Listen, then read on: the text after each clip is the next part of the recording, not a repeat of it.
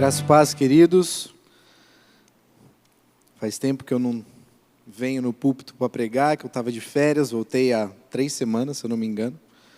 Voltei dia 4 desse mês, já estava com saudade do púlpito, né? E tantas coisas às vezes se levantam para a gente não estar aqui pregando a palavra de Deus, mas Deus ele nos restaura, Deus ele nos renova, e Deus ele sempre está à frente de nossas vidas. E graças a Deus pela igreja que de fato cuida dos seus pastores, a igreja que honra os seus pastores. E a juventude também, agradeço a Deus pela vida de vocês. E eu quero começar com uma pergunta. Por que você está aqui hoje? Por que você está na casa de Deus? Será que você já está acostumado a estar aqui na igreja? Já é uma rotina de anos e anos que você desde pequeno já se acostumou a estar na casa de Deus, e você vem para cá, canta, às vezes não presta atenção na música, mas canta, louva a Deus. Mas o que de fato para você é o louvor? O que para você é realmente glorificar e exaltar a Deus, louvar a Deus com o seu coração? Qual é a motivação do seu coração para estar aqui hoje? John Stott, em um comentário de Romanos, ele fala que não há motivação maior para uma vida de santidade que contemplar as misericórdias de Deus. E hoje nós vamos falar um pouquinho sobre um texto muito edificante para as nossas vidas. Romanos 12, 1 e 2. Abram suas Bíblias comigo, em Romanos 12, 1 e 2. A partir do capítulo 12 de Romanos, Paulo começa a falar sobre a prática de tudo aquilo que ele escreveu dos capítulos de 1 a 11. Então nós podemos olhar em todo o contexto de Romanos, em toda a palavra, desde o capítulo 1, Paulo ele sempre ali mostrando, do capítulo 1 até o capítulo 3, a condenação de todos os homens, tanto judeus como gentios. Paulo ali ele falando a respeito da lei, falando que a lei já não faz mais distinção, porque a nova aliança, a aliança do sangue de Cristo Jesus, tomou conta do povo judeu e do povo gentil. As bênçãos de Deus caiu sobre todas as nações, não só sobre os judeus. Então ali Paulo ele fala sobre o homem, quem é o homem na presença de Deus? Uma pessoa morta em seus pecados e delitos, uma pessoa que por si só não consegue alcançar a Deus, uma pessoa que por si só, com suas próprias forças, não consegue glorificar e exaltar o nome de Deus, não consegue fazer nada capaz de glorificar e ser bom aos olhos de Deus, sem o Espírito Santo.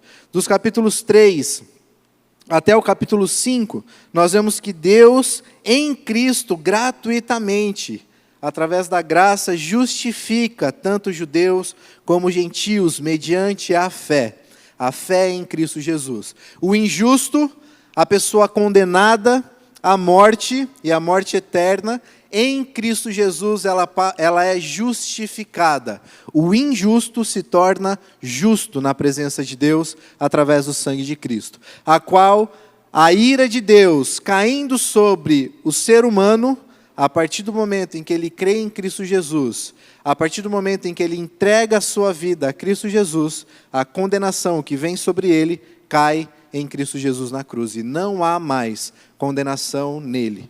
Pois este homem condenado à morte passa a ser considerado filho de Deus, amigo de Deus, passa a ganhou em Cristo Jesus a vida eterna, a vida em abundância.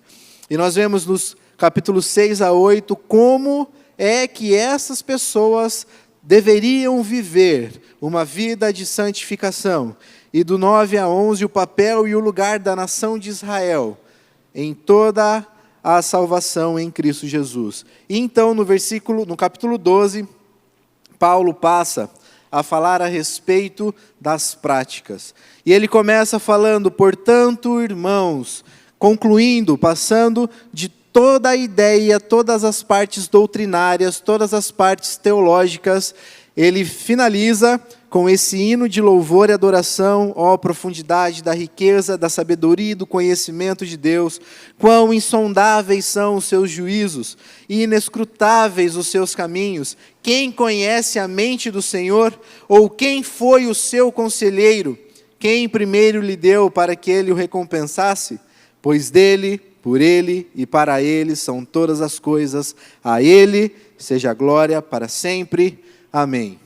E depois desse louvor e adoração da parte de Paulo, ele passa a falar à igreja ali de Roma.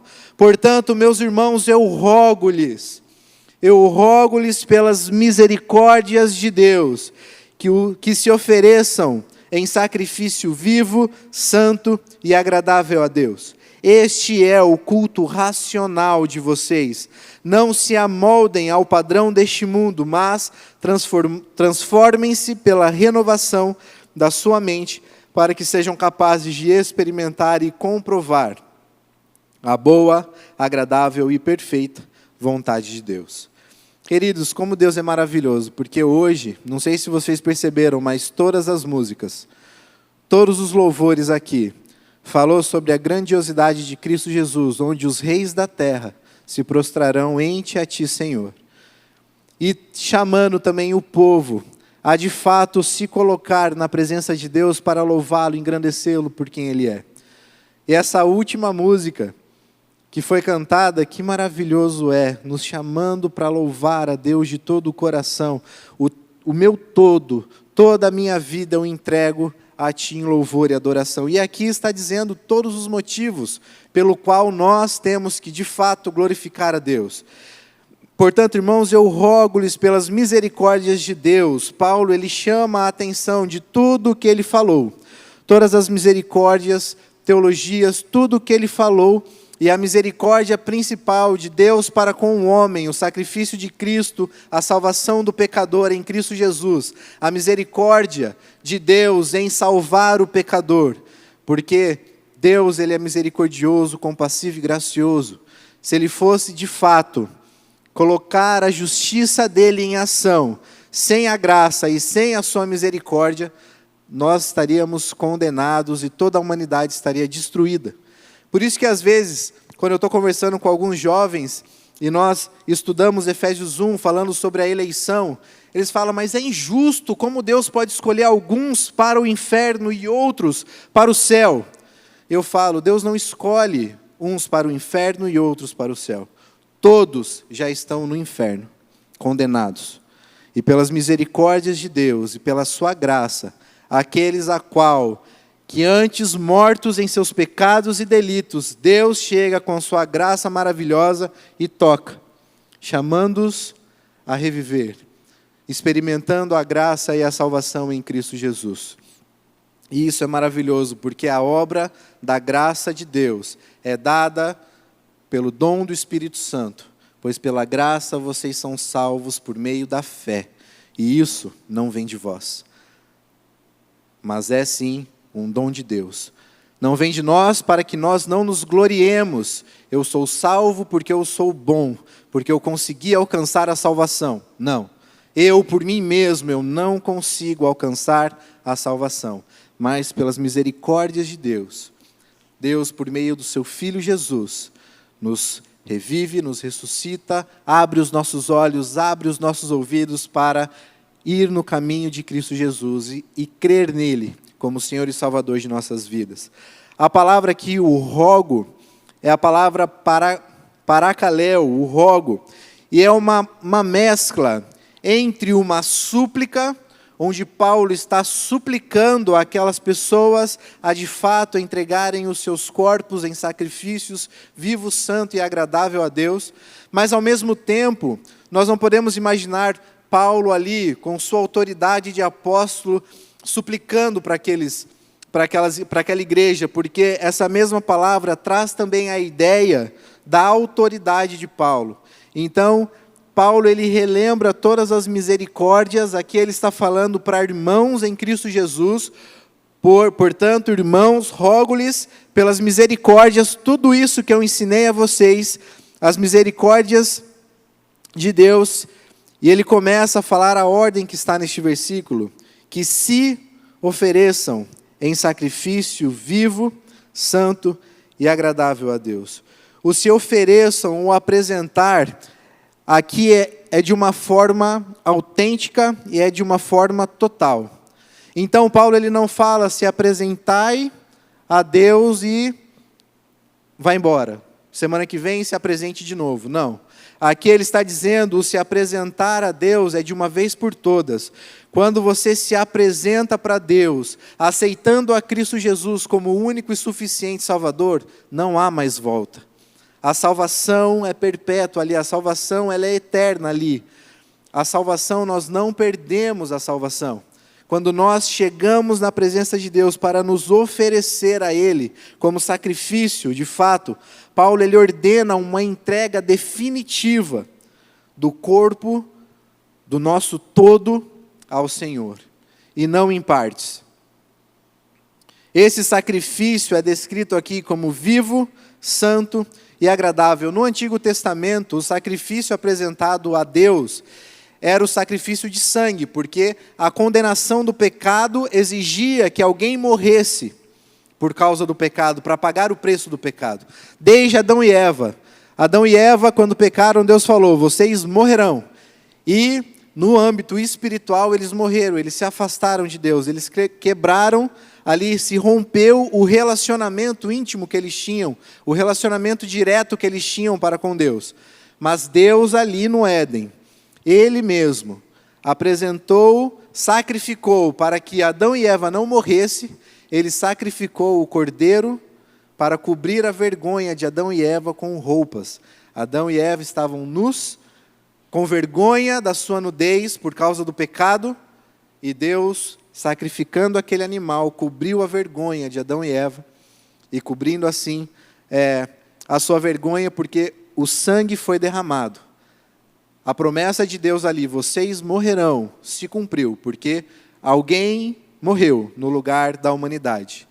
O Cordeiro morreu, e isso já dando alusão para nós, para Cristo Jesus, o Cordeiro perfeito que se sacrificaria por nós. Mas ali no Antigo Testamento, o Cordeiro era morto, um balde era enchido de sangue, e o sumo sacerdote entrava no Santo dos Santos, na presença de Deus, e derramava o sangue do Cordeiro ali no altar. É um sacrifício de morte para com o animal. Mas em Cristo Jesus, o sacrifício é um sacrifício de vida. Porque Cristo Jesus, o Cordeiro perfeito, ele venceu a morte. E hoje ele está à destra do Pai. Por isso que nós não precisamos mais sacrificar nada na presença de Deus. Porque o sacrifício eterno foi feito por meio do Filho de Deus, Jesus Cristo, nosso Senhor e Salvador. Então ele nos chama a um sacrifício vivo, em contraste com esse sacrifício do Antigo Testamento.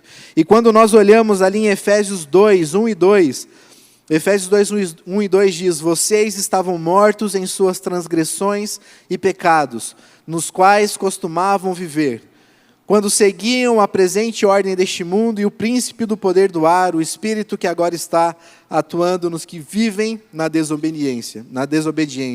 Antes nós éramos mortos, mas agora em Cristo Jesus nós somos vivos. Nós não somos mais condenados, mas nós temos a vida eterna em Cristo Jesus. E quando Paulo fala aqui para nós nos apresentarmos como sacrifício vivo, é colocar todo o nosso corpo, nosso ser por inteiro na presença de Deus, para deixar que Ele nos use da maneira que Ele quiser. Nós frutificando dia após dia. Ele nos chama a um sacrifício vivo e também a um sacrifício santo. Santo, isto é, consagrado, separado e reservado para o serviço de Deus. Antes, nós, libertos da escravidão do pecado, somos santificados em Deus. Deus nos chama a viver uma vida de santificação. Uma vida onde todos os dias eu nego a minha carne, eu nego os meus prazeres, eu nego a mim mesmo para honrar, glorificar e exaltar o nome de Deus. E esse sacrifício santo, eu me abstenho de toda forma de mal do mundo, todos os prazeres que o mundo pode oferecer, tudo aquilo que o mundo nos dá, que é fácil, prazeroso, mas que frutos espirituais são frutos podres, a qual nos leva à destruição. Mas em Cristo Jesus nós somos santos, separados por Deus, livres da culpa do pecado, livres da escravidão do pecado, a qual nós podemos dizer não àquilo que o mundo todo está indo. E nós vamos falar um pouquinho mais no segundo versículo. E aqui, 1 Pedro 1,16, Pedro ele fala ali: pois está escrito, sejam santos, porque eu sou santo. Ele está citando aqui Levíticos 11:44, que Deus ali, com todas as leis, ele está falando sobre o sacrifício. Ele fala que o homem, tudo que ele poderia se alimentar, o povo dele, para ele não se contaminar com aquilo que não era puro diante de Deus, a carne de porco, a carne de aves de rapina, tudo aquilo eles não deveriam comer aquela carne. E aqui em Levíticos, Moisés escreve a lei de Deus, a lei para a purificação, e ele fala: pois eu sou o Senhor Deus de vocês, consagrem-se e sejam santos, porque eu sou santo. Paulo ele sempre nos chama a olhar para Cristo Jesus, para sermos como Cristo foi. Paulo ele se coloca como exemplo porque ele é imitador de Cristo Jesus. Sejam meus imitadores como eu sou de Cristo Jesus. Então, quando ele diz para nós nos santificarmos, apresentarmos os nossos sacrifícios vivos em Cristo Jesus, santos, separados, imaculados, sem a mancha do pecado no nosso sacrifício, na nossa vida, e também agradável. No Antigo Testamento, quando a carne era queimada ali no sacrifício, o aroma que se subia, a gente não sabe, né? Hoje aqui a gente faz o churrasco, né? E aquele aroma gostoso, né? Da carne assada ali, gostoso. Eu fico imaginando Deus olhando aquele sacrifício no Antigo Testamento, a qual ele tinha colocado, e Deus sentindo aquele cheirinho de churrasco, a qual o povo ali comemorando depois o perdão de seus pecados, nos banquetes que eles faziam, nas festas que eles faziam.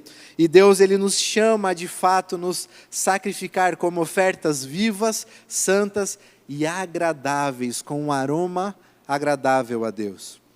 O pecado traz a podridão, o aroma de podre, o cheiro, aquele cheiro que quando você sente, aquele cheiro de carniça que dá até volta, né? Aquela comida às vezes, aquele cheiro ruim. Mas quando de fato o podre é descartado e o puro está ali, o puro tem o aroma suave a Deus. E a Bíblia nos diz que nós temos que exalar o perfume de Cristo, o bom perfume de Cristo para as pessoas. Nós vivendo as nossas vidas, vivendo uma vida separada do mundo, mas não fora do mundo, porque o nosso papel é brilhar a luz de Cristo, é levar a luz de Cristo para aquelas pessoas. Mas também a nossa vida na presença de Deus deve ser assim, apresentarmos a Ele com sacrifícios vivos, santo e agradável a Ele. Olhando para a sua vida, será que aqui hoje, você louvando, e o louvor não é apenas uma música que a gente canta, não é apenas estar aqui ouvindo o pastor falar, o louvor é um estilo de vida, e Paulo nos chama aqui a de fato caminharmos com Deus, a estar na presença de Deus, derramados na presença da sua cruz, chorando aos pés da cruz, vivendo uma vida de abnegação, negando o meu próprio eu, negando a minha carne e o meu pecado, para que aí sim, Paulo ele fala, este é o culto racional de vocês. Quando nós olhamos ali Romanos 6, 12 a 14, nós vemos, portanto, não permitam que o pecado continue dominando os seus corpos mortais, fazendo que vocês obedeçam os seus desejos. Não ofereçam os membros dos seus corpos ao pecado, como instrumento de injustiça. Antes, ofereçam-se a Deus como instrumentos de justiça, pois o pecado não os dominará, porque vocês não estão debaixo da lei, mas debaixo da graça de Deus.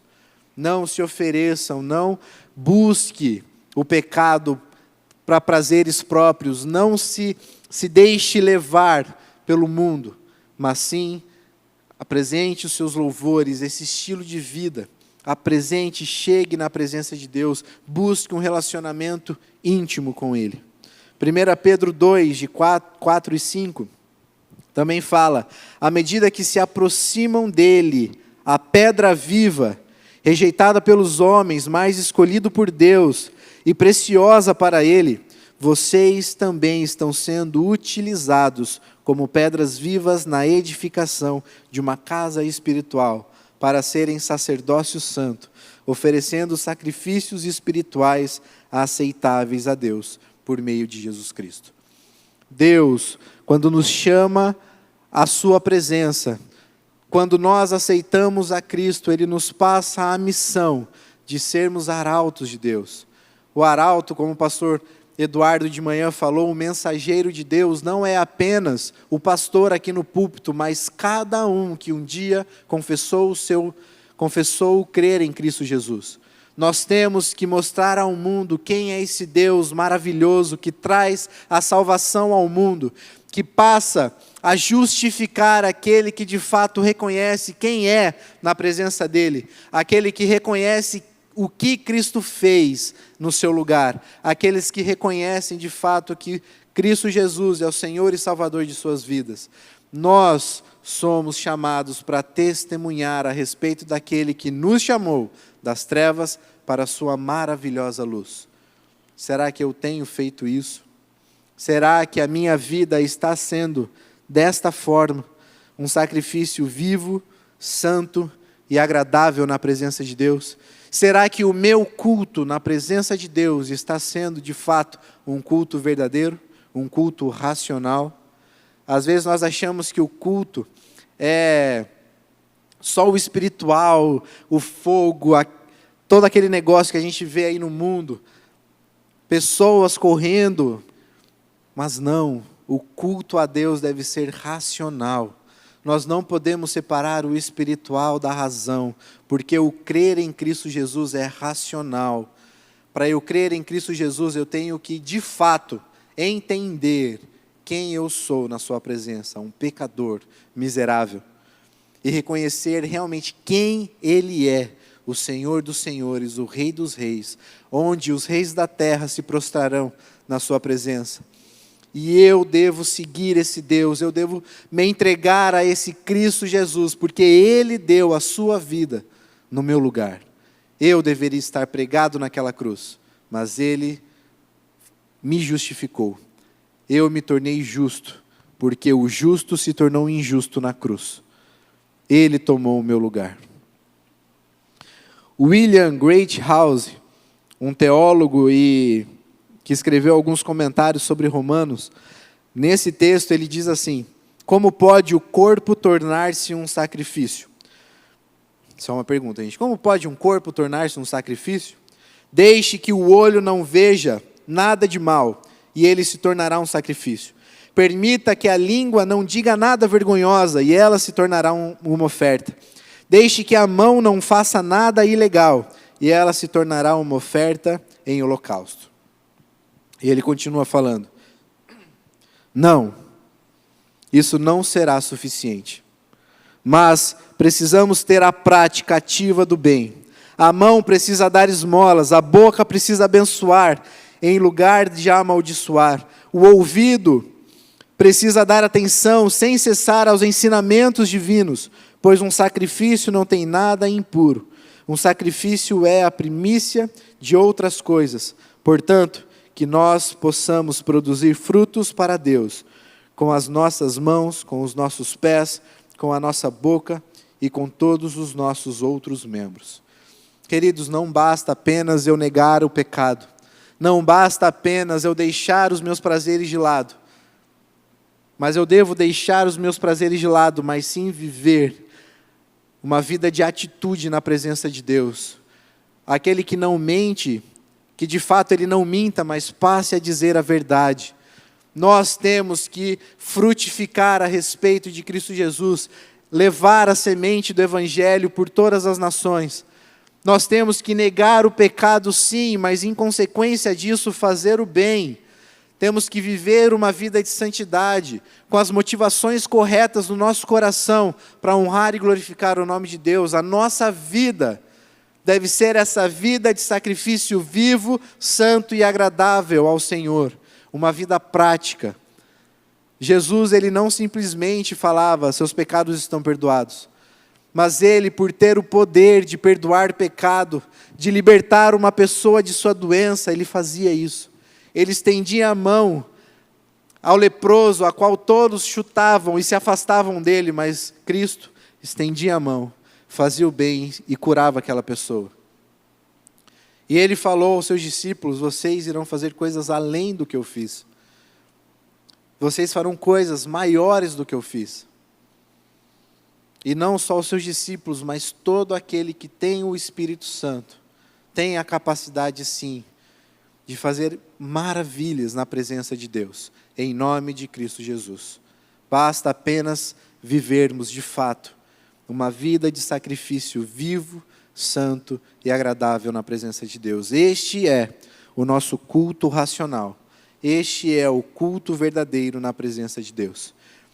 Mas apenas o culto, o corpo entregue a Deus, não é suficiente, porque o corpo por si só não é suficiente. Por isso que no versículo 2 ele fala: não se amoldem aos padrões deste mundo, mas transformem-se pela renovação da sua mente. A transformação deve começar na nossa mente e no nosso coração. O conformar-se aqui, o moldar-se de acordo com, ou conformar-se ao padrão de alguém.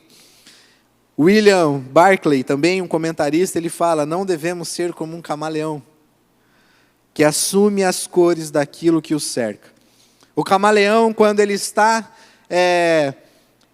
indefeso, quando ele está sendo atacado, ele se esconde, ele se camufla.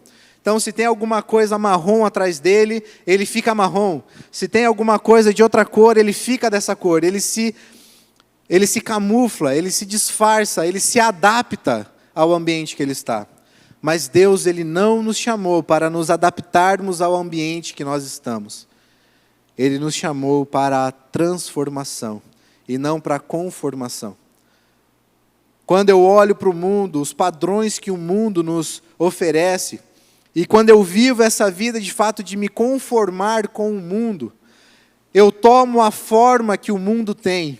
Então, se eu estou no meu trabalho e aquelas pessoas ali são pessoas promíscuas, são pessoas que buscam os prazeres, são pessoas completamente distantes de Deus, e eu, por ser um camaleão, eu me adapto àquilo ali e faço aquilo que eles fazem. Mas quando eu venho para a igreja, aqui eu me adapto ao que as pessoas estão fazendo. Então eu louvo, eu canto, eu glorifico a Deus. Uma vida de conformação. Eu tomando a forma da onde eu estou. Mas Deus, ele não nos chama para nos conformar aos padrões deste mundo, às ideologias desse mundo, aos partidarismos deste mundo. Ele nos chama de fato a nos transformar. Salmos 1 fala: não ouça o conselho do ímpio, não imite a conduta dos pecadores, não se assenta na roda dos zombadores. Cristo, ele nos chama para sermos diferentes, sermos transformados. E essa palavra, transformem-se, pela renovação, é o metamorfo, vem da palavra metamorfose. Você já viu uma borboleta voltar a ser uma larva? Alguém já viu? Não, porque quando a transformação de fato acontece, quando a metamorfose realmente acontece, a borboleta ela não consegue se transformar de novo ao que ela era. Quando uma nova criatura, deixando o seu velho homem para trás, é transformado pela renovação da sua mente e se veste com as vestes espirituais, não tem como ele voltar ao velho homem. Efésios 4, 22, nos diz: quanto à antiga maneira de viver, vocês foram ensinados a despir-se do velho homem, que se corrompe por desejos enganosos, a serem renovados de modo a pensar e a revestir-se do novo homem, criado para ser semelhante a Deus em justiça e em santidades provenientes da verdade. Queridos, nós não temos que nos conformar aos padrões deste mundo, às ideologias desse mundo, que está vindo nos atacando de uma maneira tão cruel, a qual um adolescente que se diz heterossexual, ele é motivo de zoação, de chacota entre os seus colegas, porque a moda hoje é ser bi. E quando nós nos mantemos firmes em Cristo Jesus, porque Ele é absoluto, o padrão que Ele nos dá é absoluto, é único. Quando de fato nós nos transformamos, passamos por essa metamorfose na presença de Deus, nós suportamos coisas terríveis, mas nós não voltamos à nossa antiga maneira de viver. 1 João 2,15 nos fala: não amem o mundo, nem o que nele há. Se alguém amar o mundo, o amor do Pai não está nele. Quando nós nos conformamos com este mundo, tomando a forma deste mundo, o amor do Pai não está em nós, porque nós não o amamos verdadeiramente. E então, Warren Wiersbe, eu acho que é assim que fala o nome dele, também um comentarista, ele fala: se o mundo controla a nossa maneira de pensar, somos conformados. Mas, se Deus controla a nossa maneira de pensar, nós verdadeiramente somos transformados. Aquilo que deve reger os nossos pensamentos, as nossas ideologias, os nossos partidarismos é a palavra de Deus. Por isso, quando você se diz feminista, quando você se diz de direita ou de esquerda, olhe bem o que você está dizendo. Porque muitas coisas ali que parecem ser bons aos nossos olhos, são completamente antibíblicas. Vão contra os padrões divinos. Teve uma reunião que nós tivemos aqui com os adolescentes falando sobre o feminismo. E ali algumas meninas levantando a bandeira, brigando por causa do feminismo. E eu falei, gente, se vocês olharem para a palavra de Deus, o quanto Deus protege e ama a mulher, e o como a mulher, de fato, com o seu papel dado por Deus, ela é maravilhosa na presença de Deus. Nós não temos que levantar a bandeira do eu sou feminista, nós temos que levantar a bandeira do eu sou bíblico. Porque quando de fato eu olho para a palavra de Deus, quando eu de fato vejo os padrões de Deus, os padrões altos que Deus colocou para nós seguirmos, eu vejo que o mundo oferece é lixo, é podre, e não vale a pena eu seguir. Porque eu devo me transformar, transformando a minha mente, renovando a minha mente em Cristo Jesus, me amoldando aos padrões bíblicos e não aos padrões mundanos. A transformação interior por meio do Espírito Santo é a única defesa efetiva contra a conformidade exterior com o espírito do tempo presente, as ideologias e tudo o que esse mundo tem pregado. Queridos, quando de fato nós somos transformados pelo Espírito Santo, quando nós buscamos a Deus na sua palavra, apresentando a Ele o nosso corpo em sacrifício vivo, santo e agradável, o nosso culto racional, e tendo a nossa mente transformada, passando por essa metamorfose, essa transformação de água para o vinho, essa transformação completa, aí sim eu consigo me permanecer firme na presença de Deus, em uma vida prática, uma vida frutífera na sua presença. Quando o nosso corpo é consagrado e nossa mente é transformada, nosso culto torna-se racional. E assim experimentamos a boa, agradável e perfeita vontade de Deus, que é o que ele fala aqui. Quando de fato nós somos transformados pela renovação da nossa mente, para que sejam capazes, apenas os transformados são capazes de experimentar e comprovar a boa, agradável e perfeita vontade de Deus. E como é difícil isso. Como a vontade de Deus pode ser boa, perfeita e agradável se eu perdi um ente querido da minha família? Como a vontade de Deus pode ser boa, perfeita e agradável se eu num acidente fiquei paralítico? E minha mãe vindo até mim morreu em um acidente, como a vontade de Deus pode ser boa, perfeita e agradável. Nós só conseguimos entender quando o Espírito Santo habita o nosso coração. E eu, às vezes, não entendo, mas eu creio. E a esperança que Deus coloca, a alegria que Deus coloca nos nossos corações, a paz que excede todo entendimento humano. E de fato eu reconheço, a vontade de Deus é boa, perfeita e agradável. Mesmo sem eu entender. Mesmo eu não conseguindo compreender o quão difícil está eu suportar essas coisas. Mas a vontade de Deus é sempre boa, perfeita e agradável. E Deus nunca nos permite passar por algo além do que Ele mesmo nos capacita a suportar. Por isso é que nós temos que estar aos pés da cruz.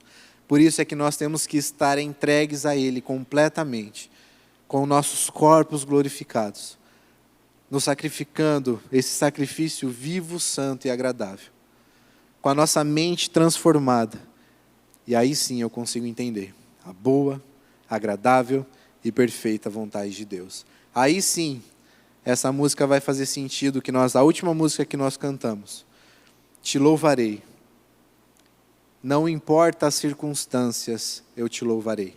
Aí sim, essa música faz sentido, porque independente das circunstâncias, independente de tudo que está acontecendo à minha volta, eu estou louvando, glorificando e exaltando o nome do meu Deus. Amém? Vamos orar? Santo Deus, muito obrigado, Pai, pela Tua palavra. Nós te agradecemos porque o Senhor é maravilhoso para conosco. Pai, purifica os nossos corações. Deus, transforme as nossas mentes e que possamos realmente viver uma vida de sacrifício na Tua presença, esse sacrifício vivo, santo e agradável, esse culto racional a qual o Senhor exige de nós, e nós só conseguimos isso por meio de Cristo Jesus, por meio do Teu Espírito Santo.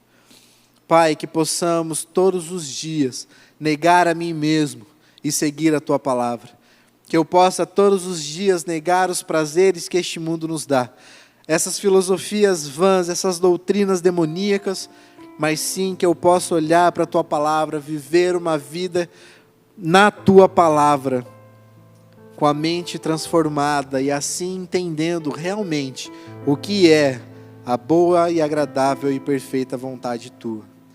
Deus, que independente das circunstâncias, possamos louvar o Teu nome. Mesmo com lágrimas nos olhos, possamos louvar e exaltar o Teu nome. Porque o Senhor é merecedor de todo louvor, toda honra e toda glória. Por Sua causa tudo foi criado. E pelo sacrifício do Teu Filho Jesus na cruz, nós somos transformados. Pessoas caminhando a passos largos, condenadas ao inferno, passamos a viver uma vida de luz, uma vida maravilhosa na Tua presença. E que possamos realmente correr essa corrida que nos foi proposta, com os olhos fixos no Senhor, em Cristo Jesus, o autor e o consumador da nossa fé. Deus, a Ti, e somente a Ti, todo louvor, toda honra e toda glória, o verdadeiro louvor, toda honra e toda glória. E é em nome de Jesus que eu oro e agradeço. Amém. Queridos, vamos encerrando mais um culto. Que Deus te abençoe grandemente. Que tenhamos uma semana abençoada por Deus e que as bênçãos de Deus transborde o seu coração dessa alegria que só Ele dá. Então, que Deus te abençoe e tenha uma ótima semana em nome de Jesus.